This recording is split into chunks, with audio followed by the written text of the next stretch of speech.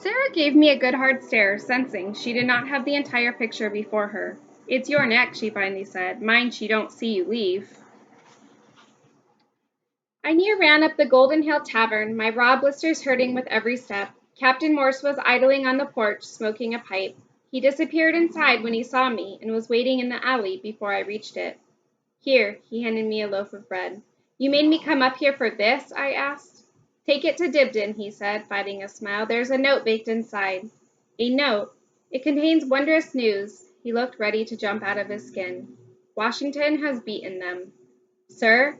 He clenched his fists and unclenched them. "On Christmas night, the general led a surprise attack on Trenton. He beat the Hessians, killed a handful, and took more than 900 prisoner." "Are you sure?" I thought someone told him a falsehood. The British officers I knew were confident the American army was fallen apart. "Positively," he said with a grin. "But won't that make the British mad?" I asked.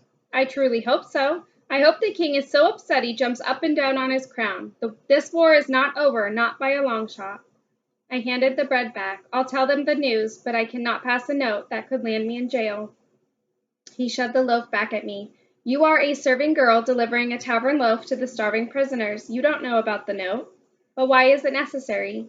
The men need to see my signature to know this is truth. They have endured so much, Sal. Don't deprive them of this chance to celebrate. It will strengthen their spirits." I pulled up the hood of my cloak to hide my face as I approached the prison. The commons was filled with drilling soldiers, much more than usual. Their officers barked commands with urgency. The men marched grim-faced, swords flapping against their legs, rifles bouncing on their shoulders. Perhaps the captain's news was indeed the truth. I hurried behind the building to the right window. I stood on tiptoe and squished the loaf through the bars. Dibdin's face appeared at the window. "There's a note inside," I whispered. Tear into it carefully." I ran away before he could answer, willing my feet to move faster.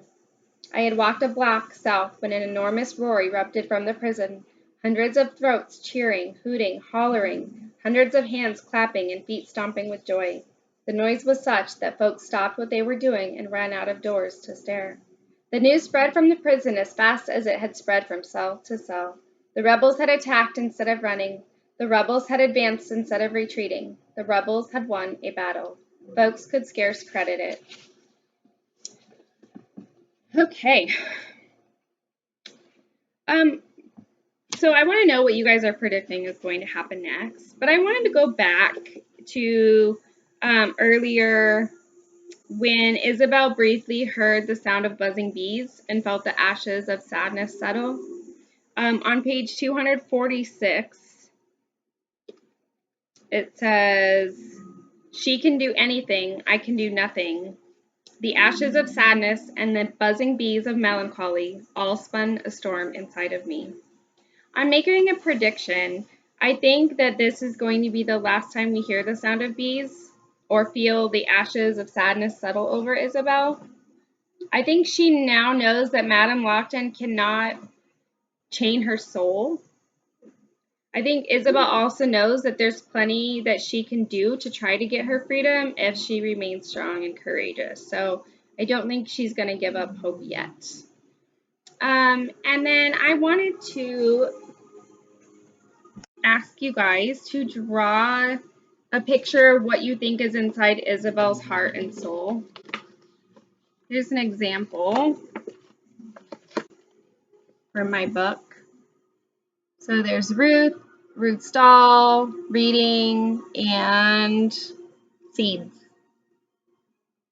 That is your guys' assignment. I hope you have a wonderful day. Bye.